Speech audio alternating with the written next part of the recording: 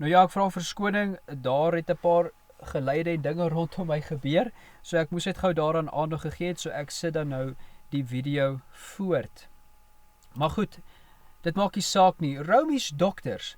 Ek wil hê jy moet raak sien hier, sodat E.B. Elliot in sy tyd of voor sy tyd of wat ook al, het hy raak gesien vanuit hierdie manne wat ook verslag gegee het dat daar Romies dokters was, Rooms-Katolieke Kerk doktore was wat shy was. Hulle was skaam vir die onderwerp. Hoor nou, at its first outbreak indeed, on Luther's anti-papal protest, some unguarded doctors of the papacy, in the true spirit of the Fifth Council of Lateran, just then concluded, which had solemnly identified the then existing Romish church with the New Jerusalem of the Apocalypse. I say there were certain doctors, as Prierio and Eck, so unguarded as to take up the Lateran theory and broadly declare the papal dominion to be Daniel's fifth monarchy, or reign of the saints. So hy het gesê, die koninkryk van God is die Rooms-Katolieke Kerk onder die pauslike bestel. En nou gaan E.B. Elliot verder, met ander woorde die doktors, die Romeinse, die Roomse Kerk se doktore, se leraars het dit gesê.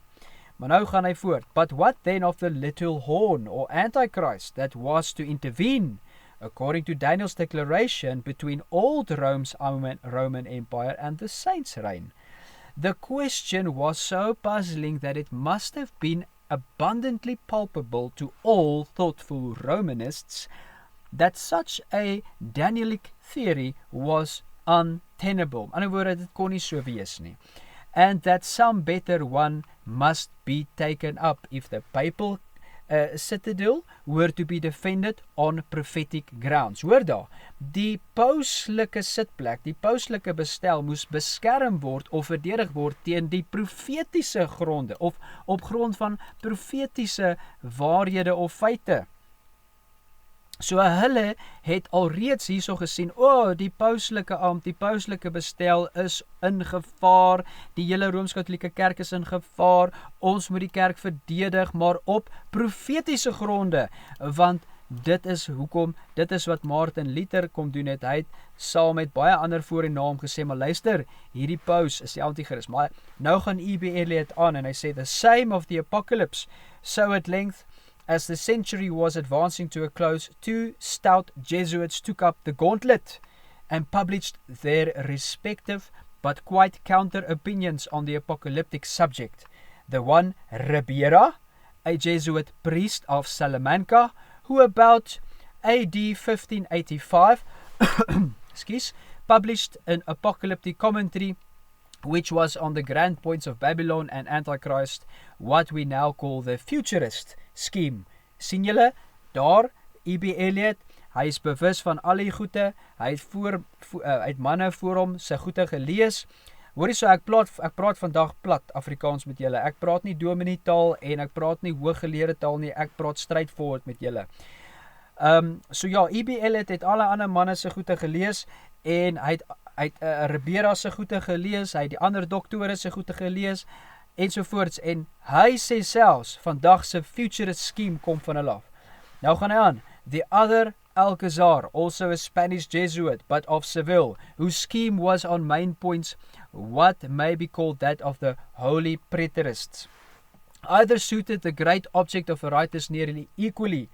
And what was the object? What was the great object?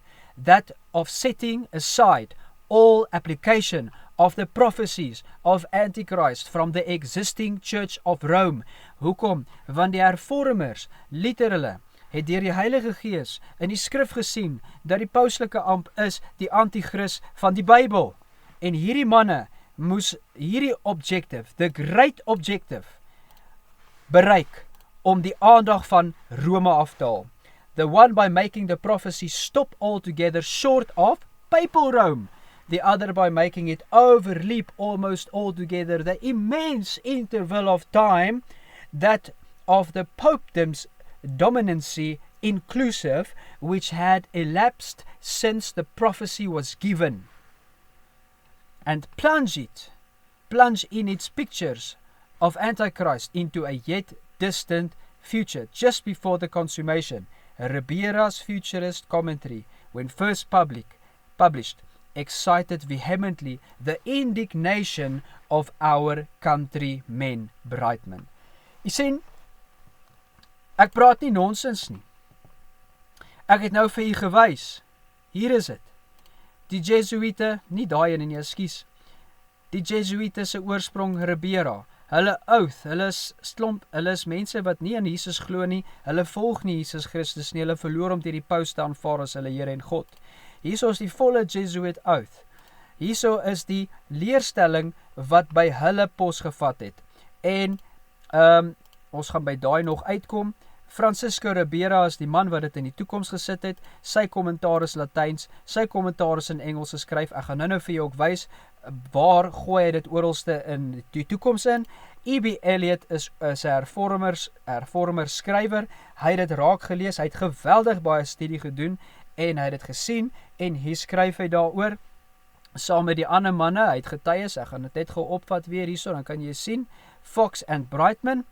En ja, daar sien ons baie duidelik dat dit is wat Ribera en die Jesuitiese priesters gedoen het in die tyd van die Reformatie, toe Martin Luther uit die skrif deur die Heilige Gees gesien het dat die pauslike ampt in die lig van hoe die geskiedenis verloop het, in die lig van profesie, is die antichrist van die Bybel geopenbaar. Daar is hy. Boom. Goed. En dit is, my liewe vriende, die Jesuite, en dit is futurisme vanaf die Jesuite. Maar nou sê mense, nee, dit kan nie van daar af kom nie. Dit kan glad nie van daar af kom nie. Maar goed, kom ons praat gou vir 'n oomblik oor historisisme. Historisisme is nou die ander manier van interpretasie, die hervormerse manier.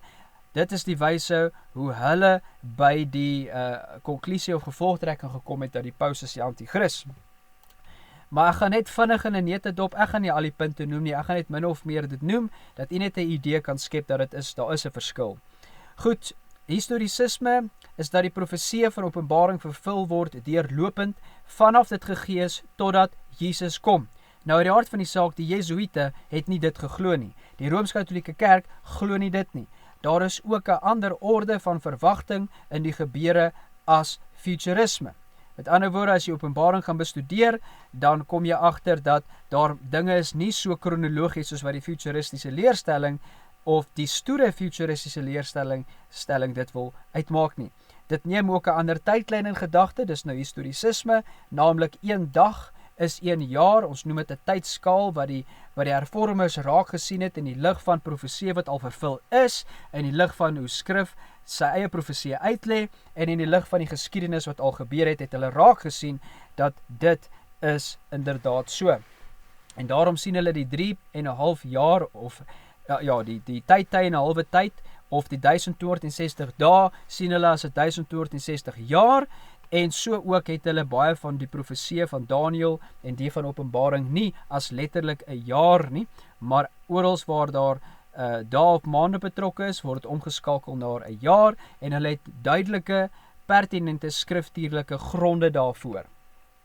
So, hoor wat leer Grattan Guinness na sy jarelange studies en kyk na sy tydlyn wat hy geteken het. So nou kom ons vinnig net weer eens vinnig. Hierdie is nie 'n in-diepte studie van enige van hierdie twee sienings nie. Dis net om vir te wys dat met die reformatie saam het die Heilige Gees hierdie wonderlike waarheid uit die profesie uitgebring en ewe skielik toe die paus op die hot seat gesit word, toe moes hulle nou ook uit Openbaring en Daniël ander leerstellings kry. Hulle het dit opsetlik verdraai, maar mense sê nee, dit is nie so nie. Maar goed, hierso is wat Grattan Guinness geteken het in die lig en op grond van wat die hervormers alreeds teen sy tyd, hoe kan ek sê, neergepen het. Kom ek lees eers vir julle in sy boek History Unveiling Prophecy. Onder die afdeling wat sê Interpretation of the Apocalypse, daar sê pre-Constantine or Mater Church Age, met ander woorde, of stage, met andere voor die kerk 'n staatskerk geword het. Toe die kerkmense gelei het vir Jesus Christus, doodgegaan het vir sy naam, en toe daar nie vrede was tussen staat en kerk nie, toe daar nie 'n troue was tussen hulle twee nie, was hierdie die sieninge van Openbaring. En een van hulle is as volg. Title and subject of the prophecy. Kom ons lees gou. On opening the apocalypse, the early saints and martyrs saw plainly written upon its forefront its descriptive title, the revelation of Jesus Christ, which God gave unto him to show unto his servants things which must shortly come to pass, for the time is at hand. Hoor nou wat sê. Here then, they beheld an authoritative definition, hoekom? Want is uit die skrif uit, authoritative definition of the subject of the prophecy. Dis nou revelation, openbaring. Not to some distant period in the future of the church's history. Met ander woorde, hulle het nie gesien dis in die toekoms ver van hulle af nie. This prophecy relate, but to events whose occurrence was even then 19 centuries ago at hand. This inspired declaration determined the primitive interpretation. Not a single trace is to be found in that interpretation of the gap theory. So hier word nou 'n gaping ingebring deur die futuristiese leer of modern futurism. The theory that the prophecy overleaping the last 19 centuries of Christian history plunges at once into the remote future and occupies itself with the events of a brief closing period, a mere stormy sunset hour in the story of the world, to the church of the first 3 centuries. En onthou, nou praat ons van die apostels, ons praat van die apostels se disippels, en ons praat van die disippels se disippels van die apostels. Hulle, to the church of the first 3 centuries, die vroeë kerkvaders, the fulfillment of the apocalypse had already begun and was to continue without a break to the final consummation of all things. Ek gaan dit weer sê, to the church of the first 3 centuries. Dit was die oortuiging van die vroeë kerk. Dit was wat daar was. Daar was nie iets anders gewees nie. Nou, die verweer teen die stelling, voordat ons daarby kom, ekskuus, laat ek net gou vir u wys Grattan Guinness se tydlyn wat hy geteken het. So kom ons kyk, dis 'n baie interessante tekening wat hy hierso het. Wat hy hierso op sy tydlyn vir ons gegee het in die boek Light for the Last Days, geskryf in 1887, sien ons dat hy die volgende profetiese tydperke op sy tydlyn ingeskryf. Ek gaan dit nie alles lees nie, jy kan die video pause en dan kan jy kyk wat is alles daar op hierdie tydlyn ingesit. Maar hy het dan nou uit die aard van die taak baie lank terug begin. Hy het begin by Babylon, Persia en Greece en sovoorts. En as jy nou hier kyk, dan sal jy sien 96 na Christus is toe die openbaring gegee is. Nou die manier hoe die hervormers die tydlyn gesien het, is van hierdie punt daar vorentoe het openbaring begin uitspeel. Alreeds was daar Daniël se profeseë wat gegee is, okay, wat nou al in werking getree het, soos wat hulle dit gesien het. En dan het die openbaring gegee, en as ons nou verder gaan, dan sal ons sien, hierso 3.5 times, dis soos 'n tyd en 'n halwe tye, sien ons dat hierso by 533 of 538, 590, rondom hierdie tydperk het dit moontlik begin. So waaroor die boek gaan is maar net om te skets volgens al die tydperke wat daar is, die moontlike begin en einddatums.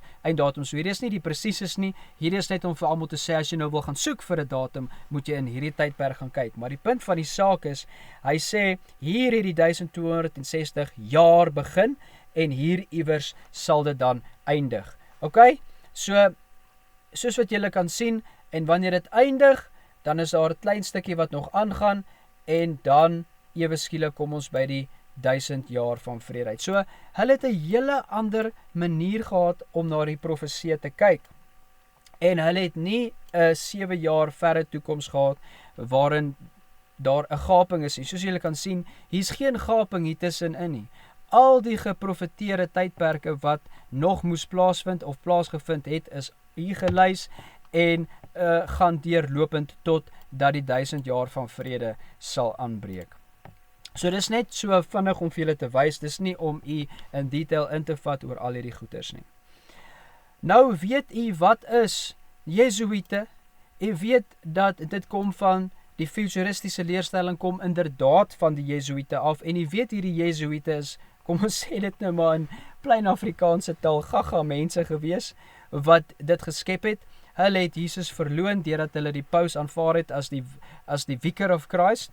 Met ander woorde, die enigste hoof van die kerk op aarde. Jesus is die hoof van die kerk op aarde. Dis wat die skrif sê.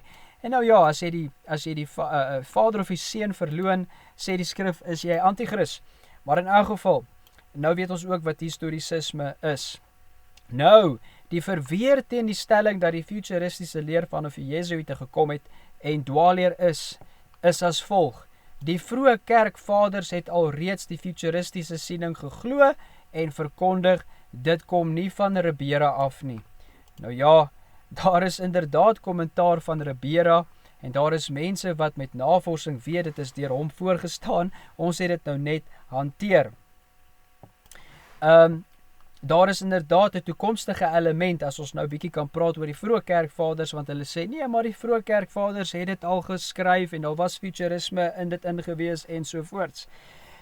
Nou gaan ek gou na daai aspek toe gaan, my liewe vriend.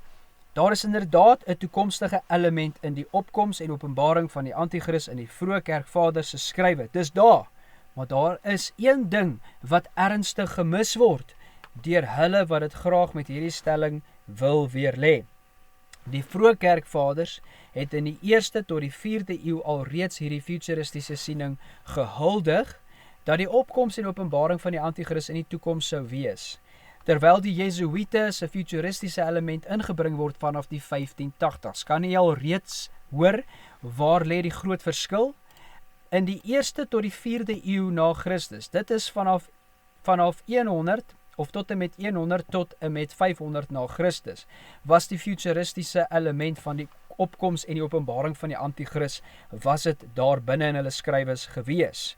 Maar die Jesuïte het gekom teen 1580 en gesê, nee, wag, dis nou na die reformatie, nadat Martin Luther hulle gesê het, nee, die paus is die antichrist, hulle kom en sê, vanaf 1580, nee, van daai punt af, in die toekoms, lê die antichrist se opkoms en openbaring. Die Jesuïte, wat die futuristiese element inderdaad gaan leen het by die vroeë kerkvader se skrywe, om natuurlik gesag te kry, want as jy die naam van 'n kerkvader noem, dan aanvaar almal dit en sê maar dan moet dit reg wees. Slaan die hele profetiese geskiedenis van dat die Romeinse Westelike Ryk geval het tot by die reformatie oor en skuif die opkoms en openbaring van die antichrist na nog verder van hulle tyd af in die toekoms. Wanneer 'n mens dan die lering van die vroeë kerkvaders, die ontwikkeling van daardie lering, soos ook deur die kerkvaders geskryf, die skrywers van die hervormers en dan die skrywers van die Jesuïte vergelyk, dan kan duidelik gesien word dat hierdie Jesuïte sekere belangrike merkers en skrywes, oortuiginge en sieninge van die kerkvaders ignoreer en uitgelos het in hulle nadenke. En dan vind 'n mens werklik dat die aanvanklike stelling waar is en pas in by hulle kontra-reformatie opdrag om die paus te probeer beskerm. Nou, daar word saam met die aanvanklike stelling geleer dat Francisco Ribera, die Jesuïte teoloog, die futuristiese siening neergepen het in sy kommentaar, en dan sê hulle dit is nie so nie, maar jammer om van dit te hoor, dit is inderdaad die waarheid. Nou goed, kom ons kyk vir 'n oomblik gou na die volgende inligting. Wat het die vroeë kerkvaders dan nou in werklikheid gesê? Nou, hier is 'n baie kosbare dokument. Iemand het klaar die huiswerk gaan doen en hy het dit vir ons mooi saamgevat. En al wat ek gaan doen is, ek gaan vir u net lees wat die vroeë kerkvaders geskryf het oor hierdie aspek en dan sal u baie duidelik sien wat die futuristiese element was, wanneer hulle dit verwag het en agterkom hoe die Jesuïte hierdie aspek gevat het en dit buite konteks gebruik het as wat die kerkvaders dit bedoel het. Justin Martyr, 100 tot 165 na Christus.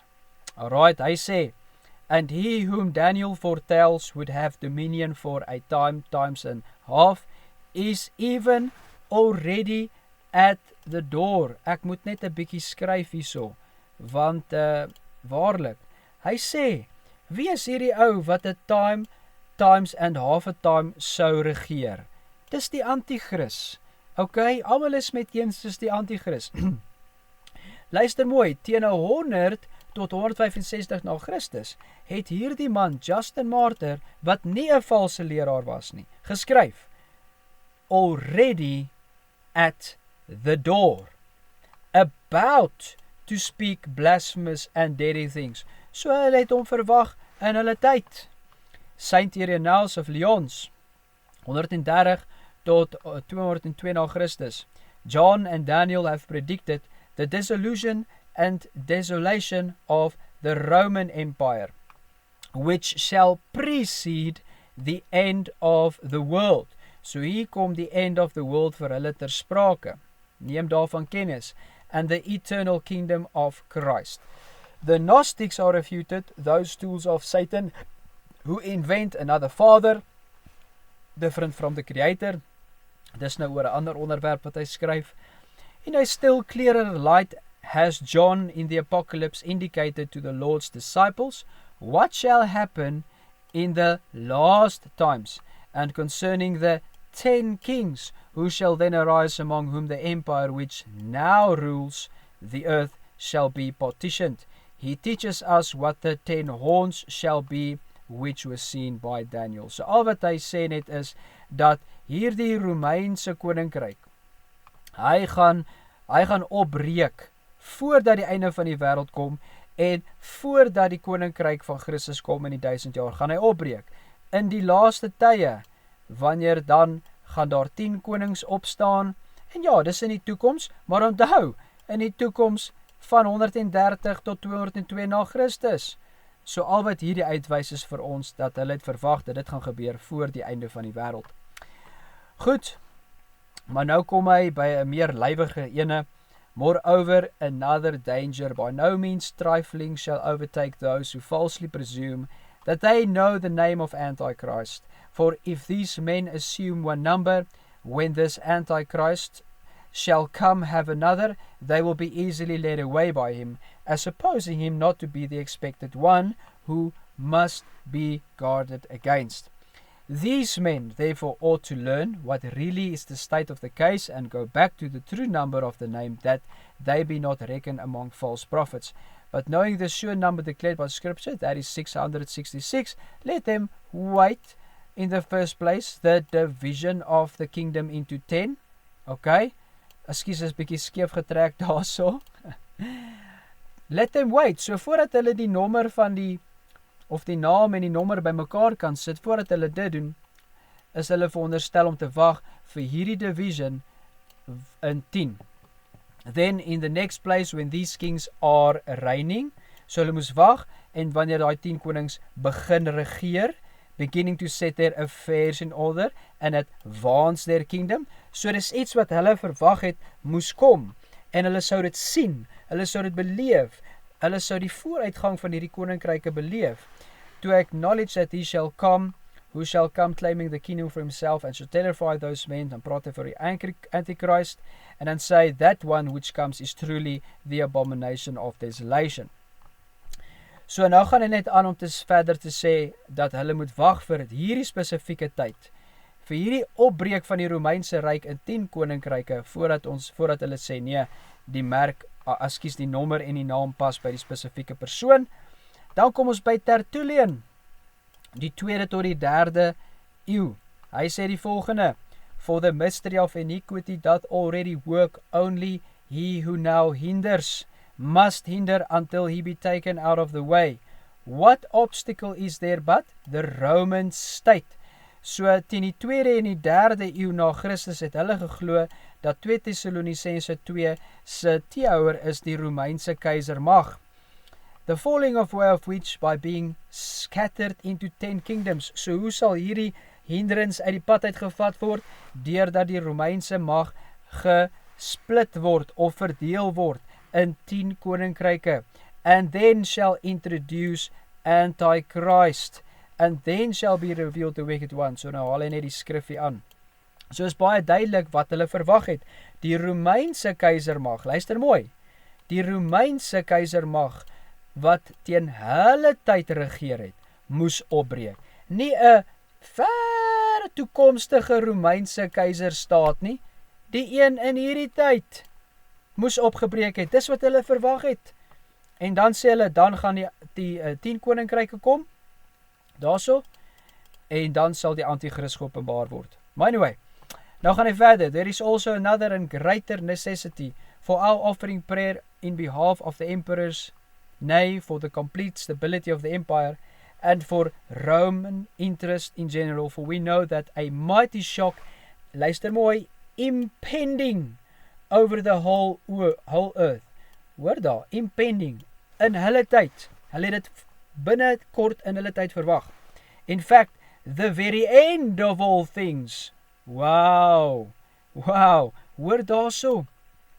Hulle het verwag, die einde van alle dinge sou gebeur het, wanneer hierdie skok sou kom oor die hele aarde. En wat is hierdie skok?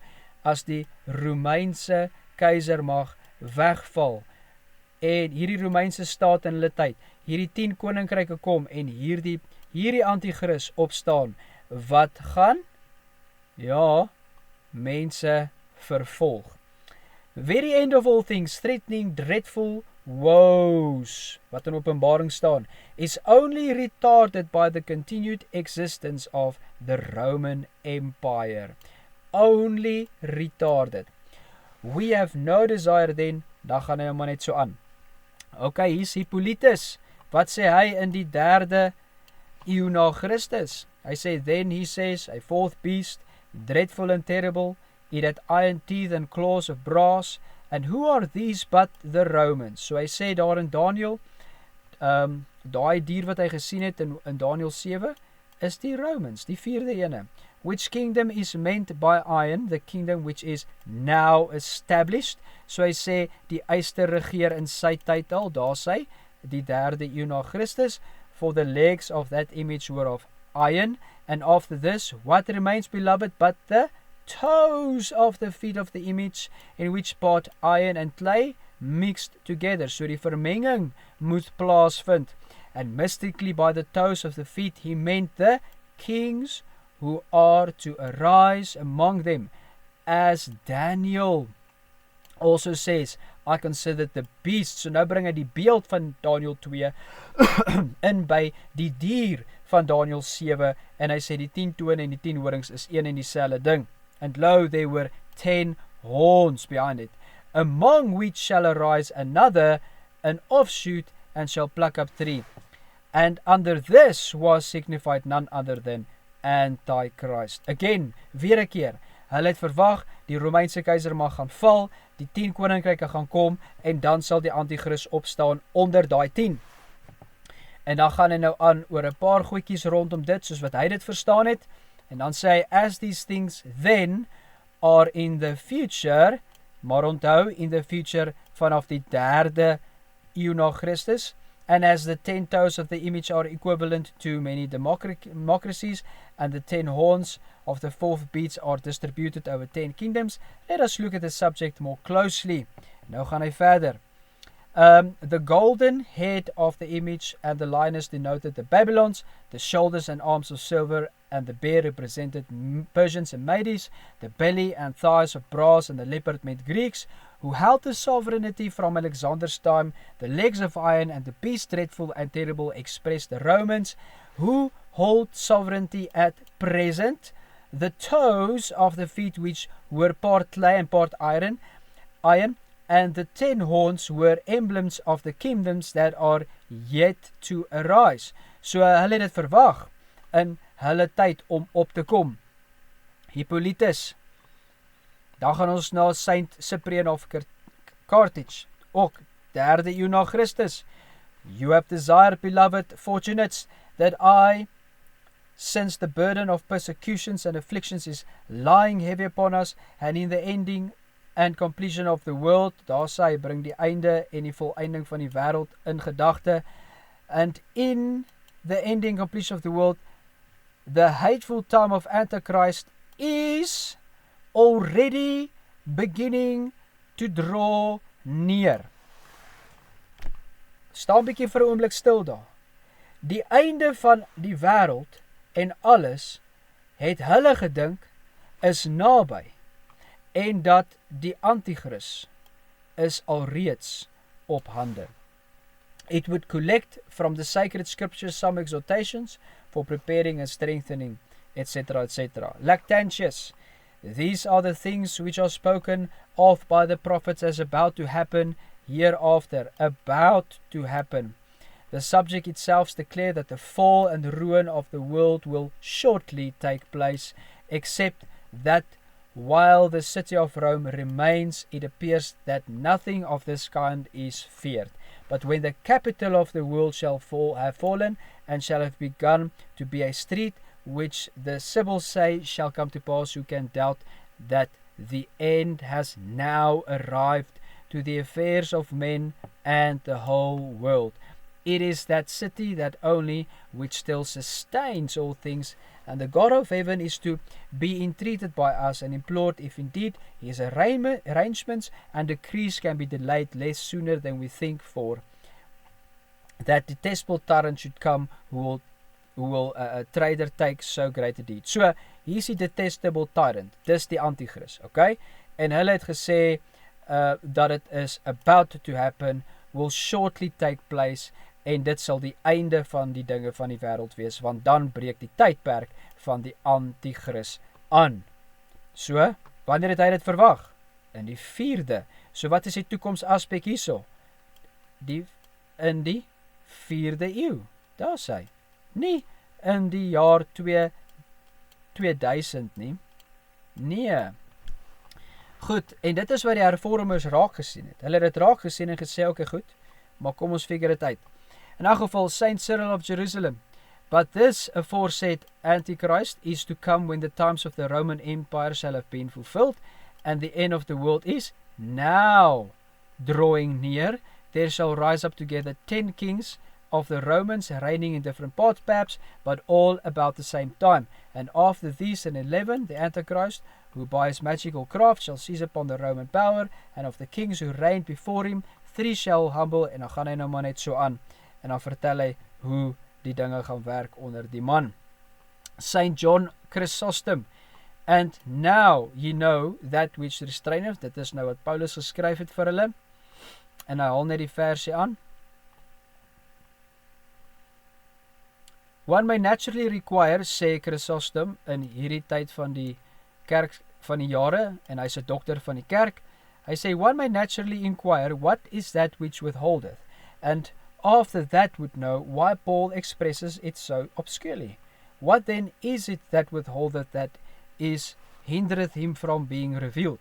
Some indeed say the grace of the Spirit, but others the Roman Empire, to whom I most of all accede.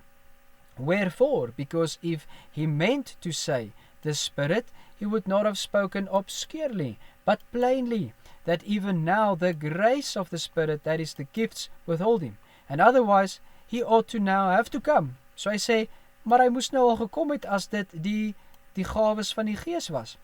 If he was about to come when the gifts ceased, for they have long since ceased. So hy sê, daar sekere gawes, apostoliese gawes, geesgawes, wat opgehou het. En dan dit moes nou al gebeur het, as dit die graces of the Spirit was. But because he said this of the Roman Empire, he naturally glanced at it and speaks covertly and darkly, for he did not wish to bring upon himself superfluous enmities and useless dangers. And he did not say that it will be quickly, although he is always saying it, but what? That he may be revealed in his own season, for the mystery of lawlessness doth already work. He speaks here of Nero as if he were a type of Antichrist, for he too was wished to be thought of as a god. Maar in elk geval, so het hierdie ou geskryf en gesê, nee, wag. Hierdie Romeinse ryk gaan val, en wanneer hy geval het, dan sal die antichrist in sy tyd geopenbaar word, maar hierdie tydperk was wat het gesê is, en die toekomselement was rondom hierdie tyd, net soos wat hierdie ouens het gesê het, by die 4de eeu, so die toekomselement was in hulle tyd, die toekomselement was nie in die verre toekoms nie, maar in elk geval, dan kom ons by Saint Jerome, hier is 'n baie interessante een, hy is ook 'n dokter van die kerk, en dis die jare wat hy geleef het. We should therefore concur with the traditional interpretation of all the commentators of the Christian church that the end of the world, when the Roman Empire is to be destroyed, there shall be 10 kings. Nou ja, hierdie destroyed is wanneer die Romeinse mag, wat in hulle tyd was, opbreek in 10 konings. So die einde van die wêreld, volgens die res van die kerk sou wees, wanneer hierdie empire destroy is, 10 konings opstaan, and then an insignificant 11 king will arise who will overcome 3 of the kings. Daniel 7. Wanneer? Kom ons kyk wanneer. But what am I doing?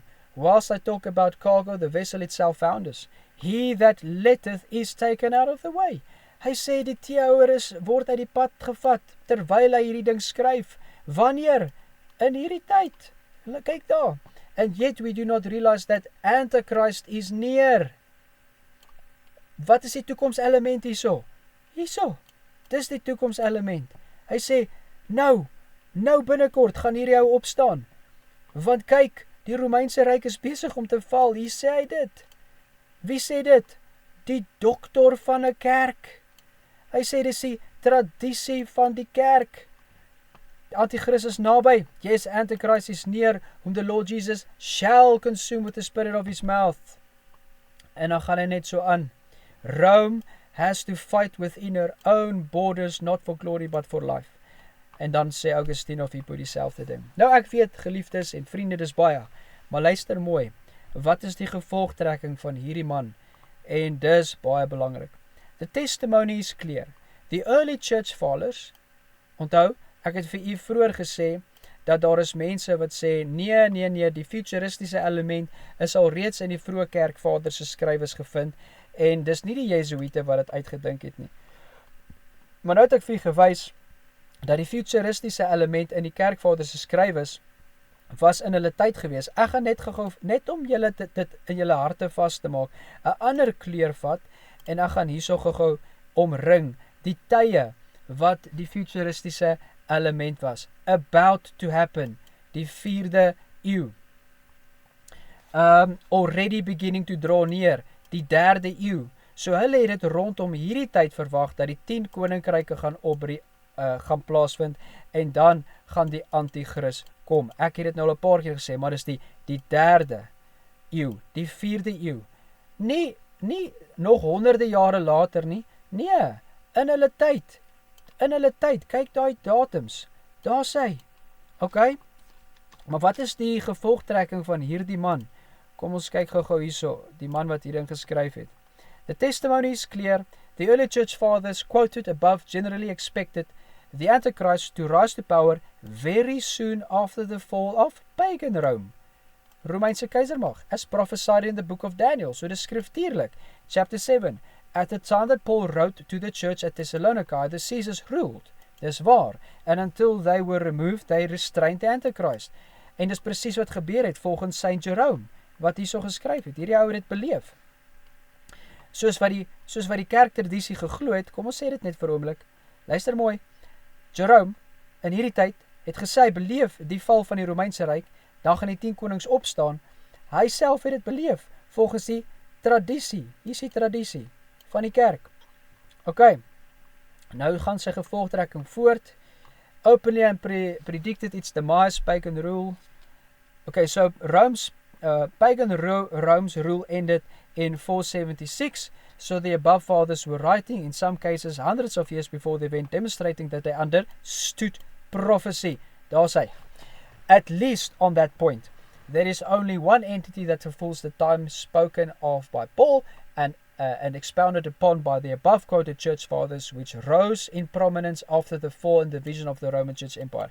So hierdie man het nou gaan kyk en sê, goed, die geskiedenis wys vir ons, dat toe hierdie val plaasvind, soos wat die kerk dit geglo en geleer het, want dit is 'n vaste merker, jy kan nie dit ontken nie.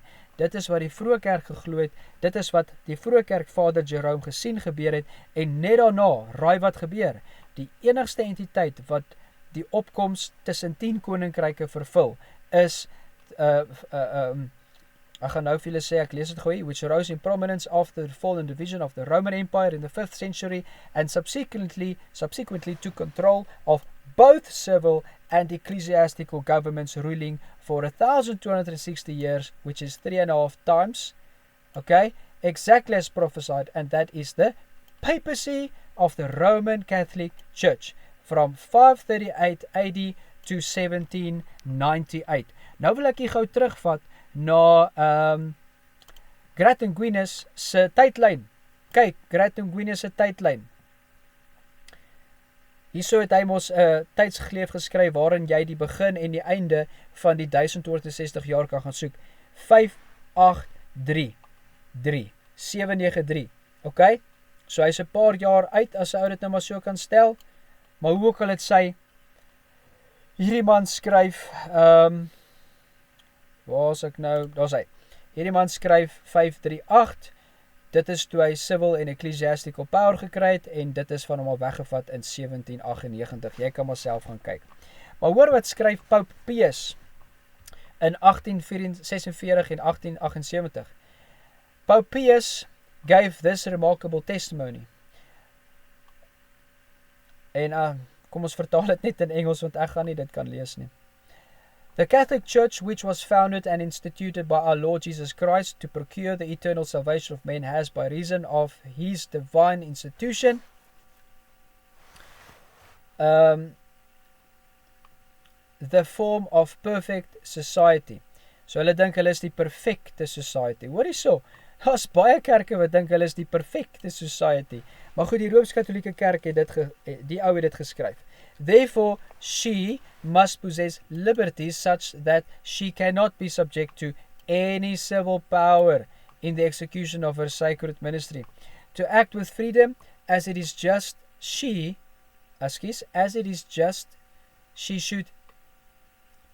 has always needed the assistance which was suitable to the conditions and the necessities of the age. It is therefore by a particular decree of divine providence that at the fall of the Roman Empire, so hy herken het, and its partition into separate kingdoms, the Roman pontiff, whom Christ made the head and center of his entire church, which is not true, Jesus did not make him that, acquired civil power. Wow, hy said it self. Certainly, it was by a most wise design of God himself, that in the midst of so great a multitude and variety of temporal princes, the sovereign pontiff enjoyed political liberty, which is so necessary for him to exercise his spiritual power, his authority, and his jurisdiction over the world. Boom. Daar het jy dit uit die mond van die paus, politiese en geestelike wêreldmag. En wanneer het hy opgekom? Daai tyd. Wanneer het dit gebeur? Na die val van die Romeinse Ryk en die 10 koninkryke begin het. Hoe? Net soos wat die vroeë kerkvaders dit geleer het en gesê het. So, dit is wat die hervormers raak gesien het. Maar nou kom die Jesuïte en hulle sê nee, die futuristiese element in wat hierdie manne geskryf het, verwys nie na hulle tyd, soos wat Jerome dit raak gesien en gesê het nie. Nee, dit verwys na die verre toekoms, en die antichrist moet nog opkom. En raai wat, ons is by die jaar 2000, en mense is nog steeds besig om te soek vir die antichrist, terwyl hy al opgekom het. Ai, liewe vriende, hierdie is die feite. Ek het moeite gedoen en met u plat Afrikaans gepraat, normaal, geen fancy prediking, geen fancy goeders nie, net ek, Rudolf, deel met jou die inligting en ek hoop van harte julle sal met hierdie inligting raak sien wat die probleem is. Wat die probleem is. Hoor wat het hierdie mense gesê, dis nou die Jesuits. Our Lord God the Pope So to a tittle does the Pope, who is placed upon the holy altar and solemnly adored, whom they call our Lord God the Pope. Dit is wat hierdie mense hom noem. Maar goed, nou het julle gesien waar die vroeë kerkvaders se futuristiese element gelê het. Dit het gelê by hierdie datums naby aan hulle voor die opbreek wat ons verstaan gebeur het in 476 na Christus en toe die 10 koninkryke gekom en die antichrist het gekom volgens die hervormers en hy regeer totdat Jesus gaan terugkom. Maar waar het Ribera dit geplaas? So hier is Ribera se Engelse kommentaar nou en hiermee gaan ek nou afsluit dat u kan sien dat hierdie boekie is uitgebring in 1602, maar u het wel gesien dat Ribera se goedjies is geskryf, kom ons kyk hierso, in 1585. Toe het hy begin om dit te skryf, maar volgens die publikasie is dit in 1602 gepubliseer. So in die 1600s het hierdie uitgekom. En in die 1585s het hy geskryf en hoor, nou het ek vir uitgehaal uit die boek uit, soos wat E.B. Elliot gesê het, vroeër het ek het vir aangehaal, het hy gesê in hoofstuk 12 praat hy oor die toekoms van die antichrist, nie soos wat die vroeë kerkvaders en die hervormers het gesien het, dat die antichrist al reeds opgestaan het, dat die hervormers gesien het, dis in hulle tyd, maar die kerkvaders, die vroeë kerkvaders gesien het, dat is naby in hulle tyd, dat die 10 koninkryke gaan kom en dat die antichrist tussen die 10 gaan opkom en die hervormers teruggekyk het, dat dit het klaar plaasgevind en hulle leef actually onder hom nie.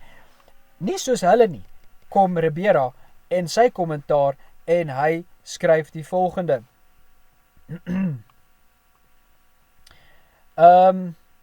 Thus, these seals hold back the revelation, dis nou die 6 seals, so dis nou nie die hoofstuk 12 nie, maar dis net 'n gedeelte wat ek sommer ook wil ingesit het hierso. Thus, these seals hold back the revelation of the Son of Lawlessness, who is not yet to come until these times pass, and everything ordained for each of them is done. So dadelik, teen 1585 sien hy dat niks van openbaring het al in vervulling begin tree nie.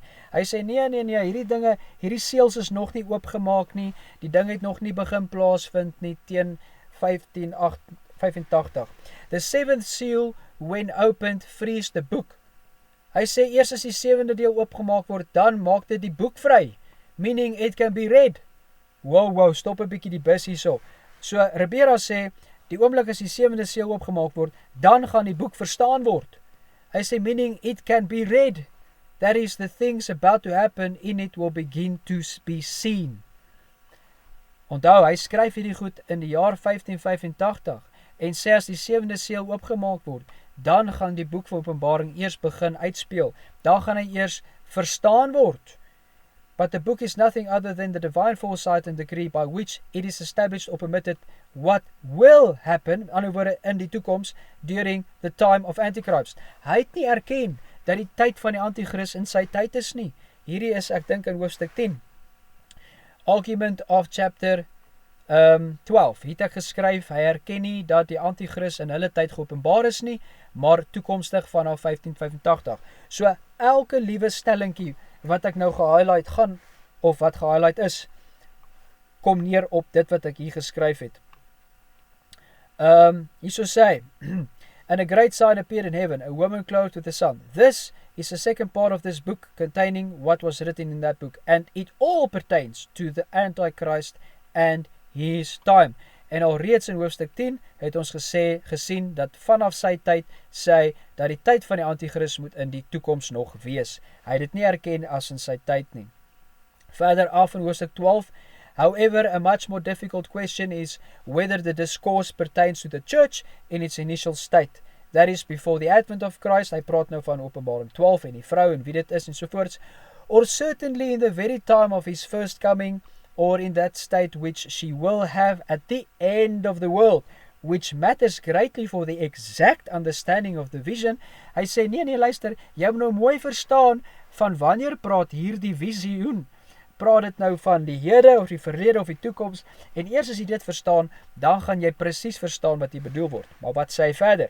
Most interpret it as concerning the church in its initial state, but if we examine everything more carefully, there will perhaps be no doubt that all should be referred to the ultimate time of the church. In other words, die verre toekoms van die kerk. First, since the discourse is already about the signs and calamities of the end times by the apostle, onthou die vroeë kerk, luister mooi, die vroeë kerk het, Grat en Quinas gesê, het geglo dat Openbaring word progressief vervul, soos wat dit dadelik vir hulle gegee is. Van die dag af wat dit gegee is, word dit vervul. Nie, dis gegee en dan iewers in die verre toekoms aan die einde van alles, dan word dit vervul nie. Hy sê nie so nie. And it seemed neither necessary nor appropriate, especially prophecy, which is chiefly about the future. Goed, dit is van die toekoms. To now return to the birth of Christ and the early times. Then, because almost immediately says, en dan gaan hy net voort. Appeared in heaven, behold, the great red dragon, with 7 heads and 10 horns, which clearly pertain to the times nearest to Antichrist. Again, Antichrist is vir hom nie in sy tyd nie, nie terug nie, maar ver vorentoe van 1585 af. Furthermore, that and the woman fled into the wilderness, where she has a place prepared by God, in which she is to be nourished for 1260 days, is entirely about the time of the Antichrist. En dan gaan hy so aan, en dan hy said about the battle of the end times, en hy gooi dit alles vorentoe. Alright. And she cried out in labor, because in the last times the church will give birth. Thus it is clearly seen to pertain to the times close to the Antichrist, and to the times of the Antichrist himself. En dan gaan dit nou maar net so aan. When the Antichrist comes, met ander woorde, hy ontken dat die Antichrist al gekom het, vir hom is dit in die toekoms. But I'm led by conjecture to say that Rome will return to its former glory before the time of Antichrist, and his empire will then be divided into 10 kingdoms. Geliefdes, jy kan dit nie meer duideliker hê nie. Dit is die kommentaar van Ribera. Hy skryf teen wat die vroeë kerkvaders geglo en geskryf het. Hy skryf teen wat ons nou net hanteer het van die vroeë kerkvaders, en dat Jerome gesien het hoe dit gebeur, en dat die koninkryke in 10 verdeel is, of dat die westelike ryk val, en dat die koninkryk van Rome besig was om uitmekaar te val, en hulle die 10 koninkryke verwag, en die Antichrist om onder hulle uit te staan, onder die 10 koninkryke op te staan, en dit was in hulle tyd gewees. Hier sê Ribera, I'm led by conjecture to say that Rome will return to its former glory before the time of Antichrist. Stop 'n bietjie die bus net hierso. Die profesie van Daniel 2 sê dat yster en klei meng. Daar gaan nie 'n tydperk kom waar daar net yster is weer nie. Daar was net yster, dit was die ysterbeme, dit was Rome Wes het geval, toe meng dit, en toe is dit barbare en Germans, en is dit mekaar spul, en dis so totdat Jesus terugkom. Daar is nie weer 'n ten volle yster geleentheid nie. Gaan kyk na die profesie. Maar hy sê dit is so. In 'n geval, and his empire will then be divided into 10 kings. Nee. Maar goed, hierso sê hy vir ons dis in die toekoms. Van sy tyd af, dan gaan die 10 koninkryke kom, en dan gaan Antichrist kom. So my geliefde vriend en broer en suster, wie ook al luister, dis duidelik. Francisco Ribera het dit nie geglo en nie verkondig en nie geskryf soos wat die vroeë kerkvaders gedoen het nie. En hy het die futuristiese element van sy tyd geprojekteer nog vorentoe, terwyl die vroeë kerkvaders dit in hulle tyd en dag verwag het. Dit was die vroeë kerkvaders se toekomselement. Maar goed, ek gaan dit daar los. En nou wil ek vir u die volgende net vir u sê. Die groot nadenke en besluit in u eie lewe is as volg. Die Jesuïte is die skepping van die paus. U moet nou hieroor gaan dink. U moet nou dalk dit weer gaan kyk as ek te vinnig gepraat het, want ek het vinnig gepraat, ek weet, my tyd is min, en ek het baie op my hande, en daarom wil ek net hierdie inligting so gou as moontlik by jou uitkry, so rou as moontlik, en u kan self die navorsing gaan doen. Ons het nie tyd meer vir fancy leringe en vir fancy by mekaar sit goeters nie. Die Jesuïte is die skepping van die paus, die antichrist van die Bybel, wat die kinders van God vervolg en doodgemaak het en die woord van God van die mense al weggehou het. Gaan kyk die geskiedenis, gaan lees dit. En as die Here wil, dan sal ek van hierdie skrywers van hierdie manne in die toekoms hanteer. Nou hierdie paus en sy manne het die mense mislei en verlei om geld by hulle te steel, as ek dit so plain en plat kan sê. Hulle moes die waarheid prys gee en verdraai om die paus en die Rooms-Katolieke Kerk te beskerm en weer gesond te kry. Die skrif leer ons duidelik, liewe vriend, in 1 Johannes hoofstuk 2 en 1 Johannes hoofstuk 4, dit leer duidelik, wie die Vader en die Seun verloon, dis hy, die Antichrist. En luister mooi, in hoofstuk 4 sê hy, uit die gees van Antichrist kom daar nie waarheid nie. Dat doen nie. Hulle is uit die wêreld, hulle praat uit die wêreld, hulle luister na die wêreld, gaan lees in Johannes hoofstuk 4, hy sorteer hulle onder valse profete. Ek het vir julle die feite gewys. Ek het vir julle gewys wie die Jesuïte was en is, wat hulle eed is aan die paus, wie hulle hom noem, en wie hulle sweer hulle hom noem, wat hulle gedoen het in literalise tyd, en dit kom in lyn met wat die skrif sê, dat hulle verloon Jesus Christus. My liewe vriend, en uit daai stroom het ek nou net vir julle gewys, die Jesuïtiese priester, Ribera, het inderdaad geskryf teen die kerk, vroeë kerk, se leerstelling, het inderdaad die futuristiese element in sy skrywes gesit. Hoe kan die futuristiese siening dan die waarheid wees? Dis my vraag vir u vandag. En al wat ek by u hart wil tuis kry, is 'n prikkeling, is om u wakker te laat skrik en te sê, kyk, daar's iets aan die gang wat weggesteek word, en my gebed is dat u deur die Heilige Gees hierdie feite sal bedink en oorweeg en gaan navorsing doen self, en dit gaan meet vir uself. Maar ek weet, daar is dalk nou 'n vraagstuk in jou gemoed, waar is die 10 koninkryke wat toe nou moes opgekom het? Ek sal vir u wys. Hier is hulle. Kom ek lees hulle gou vir jou. Ask anyone with a rudimentary knowledge of the world what city sits on 7 hills, and I'm sure the unanimous response will be Rome. Not long ago, I saw a description of the countries that were part of the Roman Empire at the time of John. Interestingly, their ancient names correspond to today's familiar names of the countries we today associate with Europe, like Spain, France, Italy. Those countries are listed. Hier is hulle name: Visigoths, Anglo-Saxons, Franks, Alemanni, Burgundians, Lombards, Suevi, Heruli, Ostrogoths, Vandals. Many people, myself included, assumed when the European Union was officially formed in 1993 with 10 original countries joining, this was related to the end times countries which would give their power to the Antichrist. Do you know who those countries are? They are Belgium, France, Germany, Greece, Italy, Luxembourg, Netherlands, Portugal, Spain, United Kingdom. Do you notice what countries are missing from these original 10 of the Roman Empire? The Ostrogoths, the Vandals, the Herulis. Daniel 7 verse 8. I considered the horns, and beheld, there came up among them another little horn, before whom then, there were 3 of the first horns plucked up by the roots. En hier skryf die ou dieselfde in 538. Daar het die pauslike amp opgekom. Die 10 konings is daar. Hy het 3 vernietig of 3 uit die weg geruim en sovoorts. Julle kan dit gaan lees.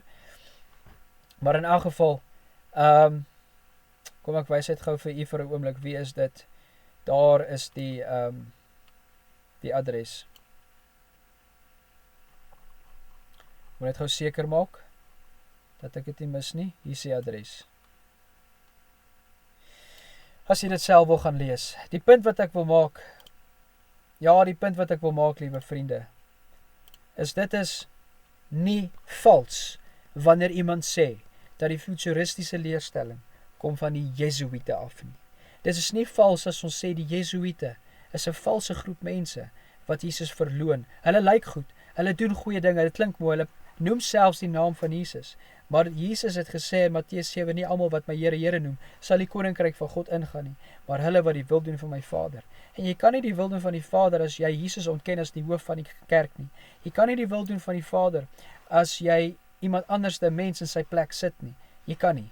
En dis presies wat in die 1600s en die 1500s gebeur het, met die Jesuïte orde wat geskep is. Hulle het 'n eed afgelê, dat hulle sal die paus beskerm, en toe skryf hulle die futuristiese leerstelling.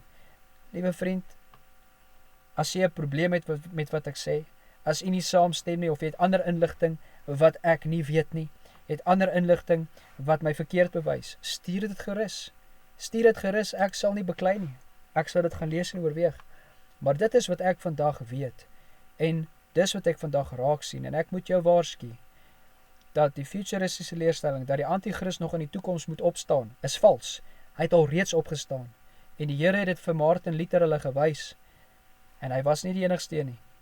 Vir 300 jaar, en dis waar Grattan Guinness en E.B. Elliot en Dr. Reverend Burke en selfs Charles Spurgeon en baie ander mense, dis waar hulle vandaan kom. Hulle kom uit daai stroom uit.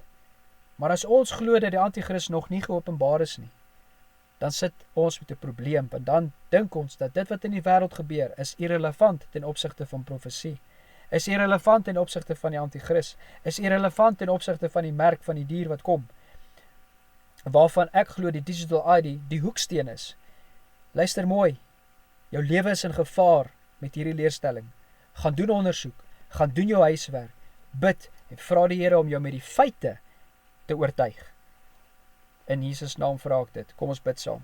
Hemelse Vader, baie dankie vir die genade en die goedheid en die guns. Mag u mense oortuig en mag u vir hulle wys. Ek het platvloers gepraat, ek het gepraat as 'n vriend, ek het nie gepraat as 'n dominee of 'n predikant nie, ek het nie hoogdrawend gepraat nie, ek het plat gepraat.